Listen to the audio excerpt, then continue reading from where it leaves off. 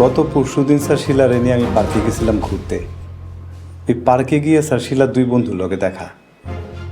শিলার পরনে বোরখা দেখিয়া দুই বন্ধু খুব হাসাহাসি করে। স্যার গতকালকে শিলা আবার একলা দেখলাম ওই পার্কে আবার গেছে। আমি স্যার শিলার পিছনে পিছনে যাই, গিয়ে দেখি স্যার ওই দুই পোলার সাথেই শিলা হাসাহাসি করে কথা কইতেছে।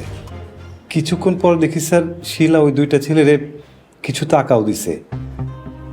বিষয়টা স্যার খুব সন্দেহ হয় আমার কাছে, তাই স্যার ক্ষতির আশঙ্কায় আমি জিডিটা করি। স্যার আমি যখন শিলাদের বাড়িতে প্রথম আসি, শিলা আমার খুব অপছন্দ করত, কিন্তু স্যার হঠাৎ করে শিলা কেমন জানি বদলায় যায়, বোরকা পরা শুরু করে, আমার সাথে খুব ভালো আচরণ করে, আমারে খুব স্যার যত্ন করা শুরু করছে। কিন্তু স্যার পার্কের ওই দুইটা ঘটনা আমি মিলায় দেখলাম, আর আমি চিন্তা করলাম সামনে তোমার বিপদ আসন্ন। স্যার হের লেগেই আমি জিডিটা করছি। স্যার রতন যে দারোয়ান বাড়ি, আমি হের কাছে ঘটনাটা খুলে কইছি, হেও কিন্তু সাক্ষী স্যার। ওকে, তাহলে আপনি মামলা করতে পারেন, যেহেতু বাড়ির অর্ধেক মালিকানা আপনার পক্ষেই আছে।